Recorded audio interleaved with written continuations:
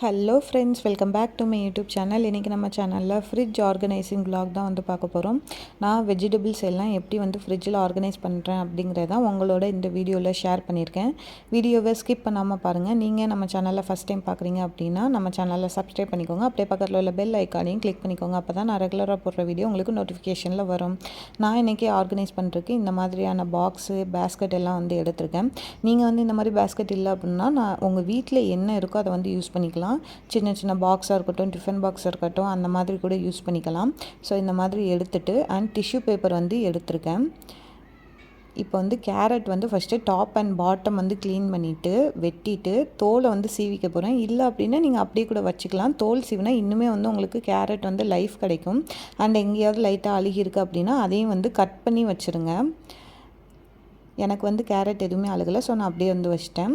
கத்திரிக்காய்க்கு வந்து மேலே உள்ள அந்த காம்பு இருக்குல்ல, அதை மட்டும் எடுத்திருக்கேன். அதுதான் வந்து அழுகிற பார்ட்டே ஃபஸ்ட்டு. ஸோ அதை வந்து எடுத்துக்கிறேன். சீனி அவரைக்காய்க்கு இந்த மாதிரி மேலே எல்லாமே வந்து மேலேயும் கீழேயும் வந்து கட் பண்ணி எடுத்துக்கிறேன். இந்த மாதிரி நீங்கள் பண்ணும்போது உங்களுக்கு வந்து அந்த வேஸ்ட் எல்லாம் வந்து தனியாக போயிடும். நான் உங்களுக்கு கடைசியில் காட்டுறேன் பாருங்கள் எவ்வளோ வேஸ்ட் வந்து வந்திருக்கு அப்படின்ட்டு. இந்த மாதிரி நீங்கள் செய்யும்போது வேஸ்ட் எல்லாமே வந்து போயிடும், இடமும் வந்து கன்சியூம் ஆகும். அண்ட் நீங்கள் வந்து சமைக்கும்போது ஜஸ்ட்டு நீங்கள் வாஷ் பண்ணிட்டு கடகடன்ட்டு கட் பண்ணி சமைச்சாலே போதும். டைம் வந்து ரொம்பவே வந்து சேவ் ஆகும். ஒன் டைம் நீங்கள் வந்து மார்க்கெட் போய் நீங்கள் வந்து காயெல்லாம் வாங்கும்போது இந்த மாதிரி பண்ணிட்டீங்க அப்படின்னா சமையலுக்கு வந்து நீங்கள் அந்த 1 வீக்கே வந்து உங்களுக்கு சமையல் வந்து ரொம்பவே வந்து யூஸ்ஃபுல்லாக இருக்கும். இந்த மாதிரி லைட்டாக அடிபட்டிருக்கு அப்படின்னா அந்த கலர் எல்லாமே நீங்கள் வந்து கட் பண்ணி எடுத்துக்கோங்க. பீட்ரூட்க்கு வந்து மேலேயும் கீழேயும் மட்டும் வந்து நான் வந்து கட் பண்ணிக்கிறேன். தோல் வந்து சீவிட்டோம் அப்படின்னா அது ஒரு மாதிரி 1 வீக்லாம் வைக்கும்போது ரொம்ப வந்து இதாகிரும், சுருங்கின மாதிரி ஆயிரும். ஸோ நீங்கள் வந்து அப்படியே மேலேயும் கீழேயும் கட் பண்ணிட்டு சமைக்கும்போது அதெல்லாம் வந்து கட் பண்ணிக்கோங்க.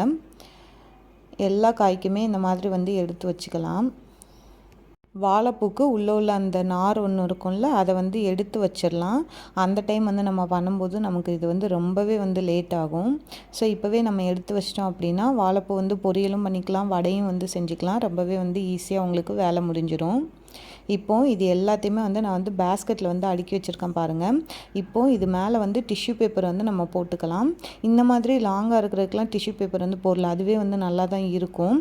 இந்த மாதிரி கொத்தமல்லி, புதினா இந்த இதுக்கெலாம் வந்து கண்டிப்பாக கீழே ஒரு டிஷ்யூ மேலே ஒரு டிஷ்யூ வந்து போட்டுக்கோங்க. அப்போ தான் வந்து உங்களுக்கு வந்து லைஃப் வந்து கிடைக்கும். பாருங்கள் எல்லாத்துலேயுமே வந்து கீழே வந்து டிஷ்யூ போட்டிருப்பேன். அப்போ வந்து அந்த ஈரப்பதத்தை வந்து அந்த டிஷ்யூ பேப்பர் வந்து உறிஞ்சிக்கும்.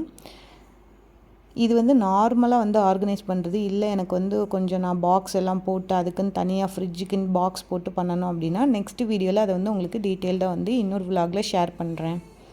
இந்த வீடியோ உங்களுக்கு பிடிச்சா லைக், ஷேர், கமெண்ட் பண்ணுங்கள். இந்த மாதிரி இன்னும் நிறைய வீடியோ நம்ம சேனலில் பார்க்கணும் அப்படின்னா நம்ம சேனலில் சப்ஸ்கிரைப் பண்ணிக்கோங்க. தேங்க்யூ ஃபார் வாட்சிங். நெக்ஸ்ட் வீடியோவில் பார்க்கலாம்.